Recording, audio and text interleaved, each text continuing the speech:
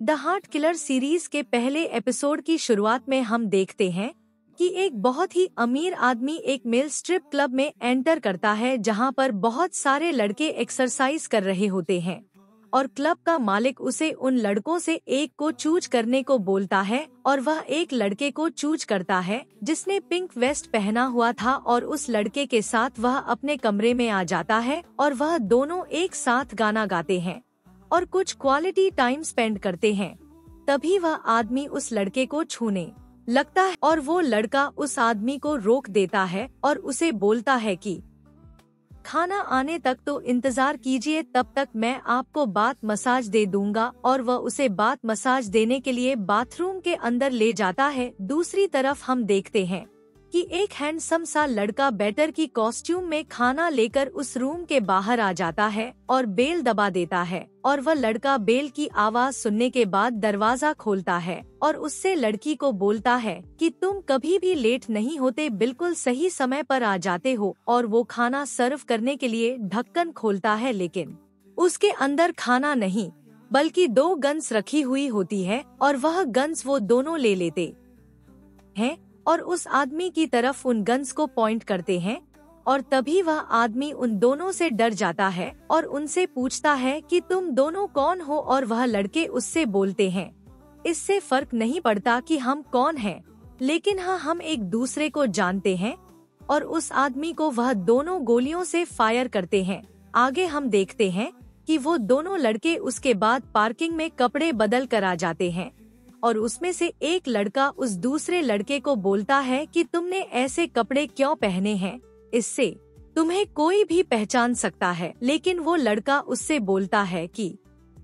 मुझे कोई भी नहीं पहचानेगा और मैं अपना काम अच्छे से जानता हूँ, इसलिए मैं डिजर्व करता हूँ कि अपना काम खत्म करने के बाद थोड़ी तो अपनी जिंदगी जी सकूं। मैं आज बाहर जा रहा हूँ। लेकिन वो लड़का उसे बाहर जाने से मना करता है, लेकिन वो उसकी बात नहीं सुनता और उसकी राइड आते ही वहाँ से चला जाता है। दूसरी तरफ हम देखते हैं कि एक स्पोर्ट्स क्लब में 2 लड़के बैठे हुए होते हैं जो कि एक दूसरे के साथ बात नहीं कर रहे होते और एक दूसरे को इग्नोर कर क्लब में ही आसपास देख रहे होते हैं। तभी उसमें से एक लड़की की नजर उस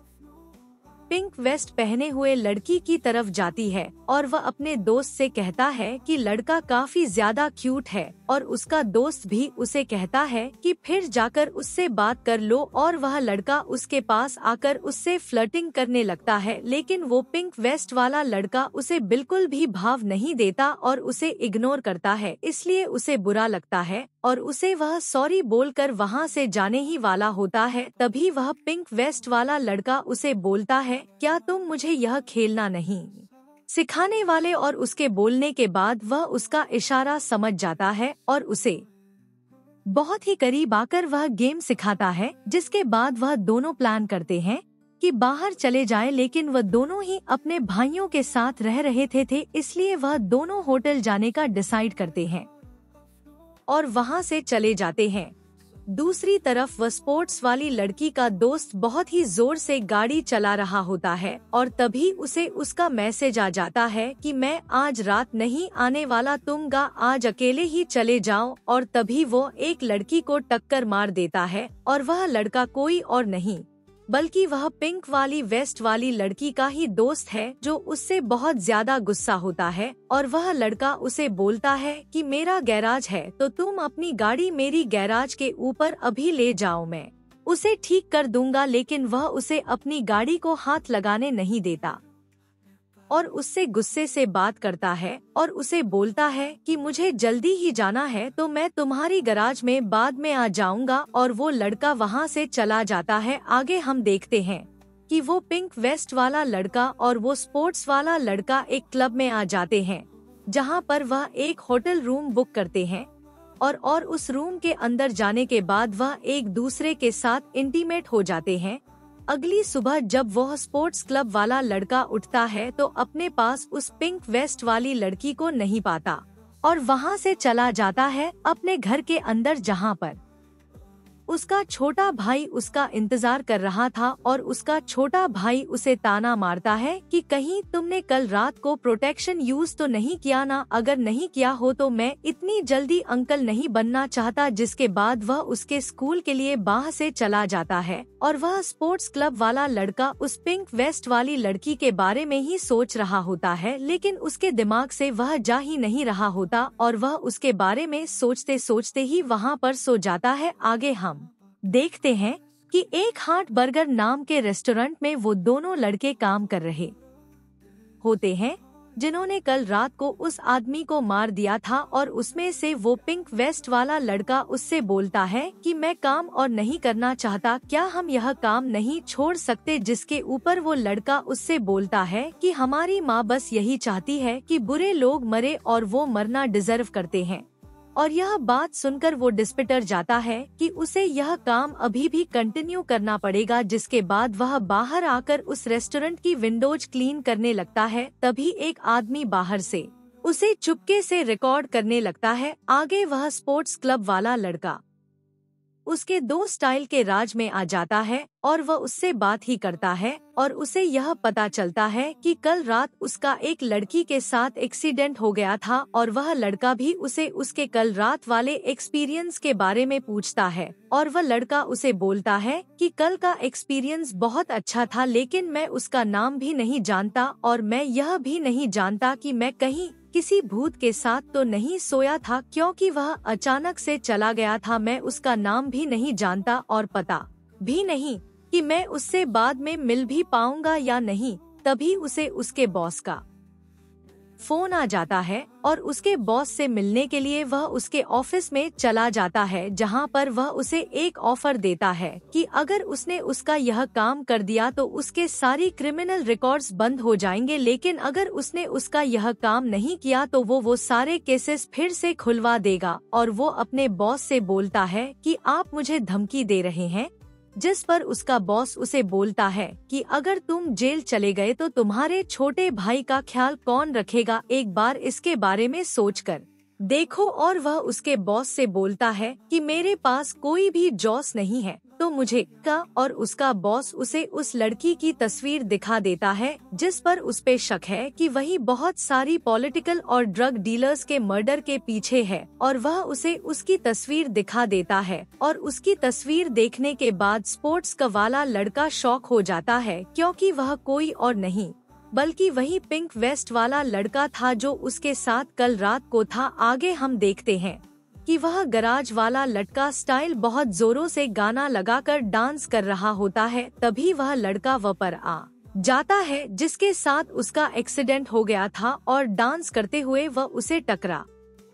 जाता है। जिसके बाद वह उसके गाड़ी के रजिस्ट्रेशन के बारे में उससे पूछता है, लेकिन वह लड़का उससे कुछ भी बताने से मना कर देता है और उसे बोलता है कि मेरे पास कोई भी डॉक्यूमेंट नहीं है। और वह स्टाइल उससे बोलता है कि सस्पिशंस कोई भी डॉक्यूमेंट अवेलेबल नहीं है, कहीं यह गाड़ी चोरी की तो नहीं है। जिसके ऊपर लटक उसे बोलता है कि तुम्हारा काम है गाड़ी को ठीक करना, यह नहीं कि वह गाड़ी कहाँ से आई है, तो चुपचाप अपना काम करो। और उसकी गाड़ी ठीक करने के लिए वह उसकी गाड़ी को दिखता है जिसमें उसे उसके रेस्टोरेंट का कार्ड मिलता है। आगे वो स्पोर्ट्स क्लब वाला लड़का उसके रेस्टोरेंट के बाहर आ जाता है जैसे कि उसके बॉस ने उसे बताया था, और वो अंदर आने के बाद उस लड़के को देखता है जिसके साथ वह कल रात को था, और वह लड़का भी उसे देखकर शॉक हो जाता है। जिसके बाद वह एक दूसरे से बातचीत करते हैं और अपना नाम एक दूसरे को बताते हैं।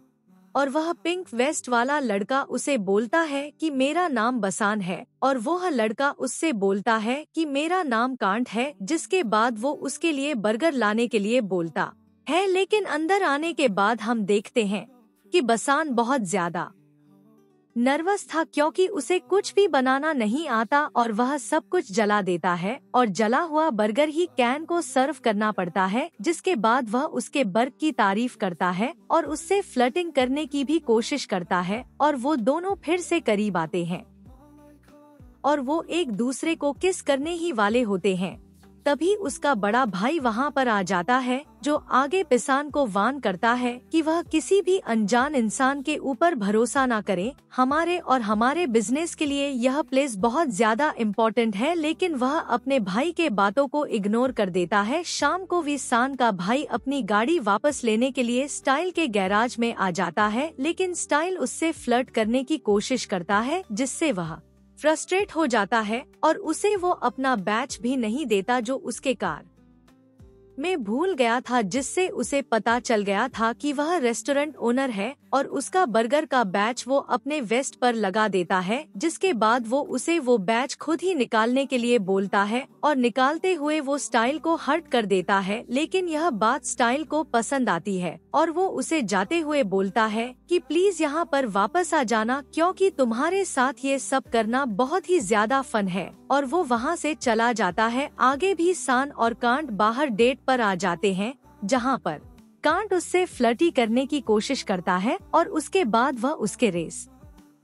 टोरेंट में भी उसे ड्रॉप कर देता है, जहाँ पर फिर से वह उसके साथ फ्लर्टिंग करता है और उसे कहता है कि हम कल रात जो किया था वह उसे फिर से कर रहा है, लेकिन बसान उसकी बात को इग्नोर कर देता है और उन दोनों की फ्लर्टिंग चल ही रही होती है। तभी बसान का बड़ा भाई वहाँ पर आ जाता है और वह अपने बड़े भाई को ग्रीट करता है और उसका बड़ा भाई उसे सामान देता है और उसे कहता है कि अंदर फ्रिज में रखराओ, जिसके बाद वह कांड को धमकी देता है और उसे कहता है कि क्या तुम मेरे भाई के साथ फ्लर्टिंग कर रहे हो, और कांड उसे बोलता है कि हाँ, लेकिन वो उससे बोलता है कि उसके भाई को बॉयफ्रेंड की कोई भी जरूरत नहीं है, तो उससे दूर रहो। लेकिन कांड उसकी बात नहीं मानता और उससे कहता है कि उसके बड़े भाई के होने के नाते तुम्हें पहले मुझसे सामना करना होगा, और मैं तुम्हें पहले ही बता दूं कि वह तुम्हारे साथ सो चुका है, इसलिए उसे तुम्हें कोई भी इंटरेस्ट नहीं है, और वहाँ से उससे चला जाता है। शाम को कांड को उसकी बॉस का फोन आता है, जो उसे धमका है और उसे बोलता है कि वह जल्दी से जल्दी उसका बताया हुआ काम करे, वरना वह दोनों फिर से किसी को मार देंगे। जिसके बाद उसके कमरे की बेल बजती है और सामने बर्गर लिए हुए पिसान खड़ा होता है, जो उससे माफी मांगता है और उसे कहता है कि उसने दोपहर में उसका बर्गर जला दिया था, तो उसके लिए वह नया बर्गर लेकर आया है, यह उसके भाई ने बनाया है। उसका बर्गर लेने के बाद कांटो से बोलता है कहीं इसमें जहर तो नहीं है, तुम्हारे भाई ने मुझे मारने मिलाया होगा, लेकिन उसे बोलता है कि नहीं, इसमें कुछ भी नहीं है, और वह अंदर आ जाता है और बर्गर खाने के बाद उसे वह बर्गर अच्छा लगता है। जिसके बाद वह उसे डेट के लिए पूछता है, लेकिन वह उसे बोलता है कि उसके भाई के ऊपर जीत हासिल करने के बाद भी वह उसका बॉयफ्रेंड बन पाएगा, लेकिन फेडल को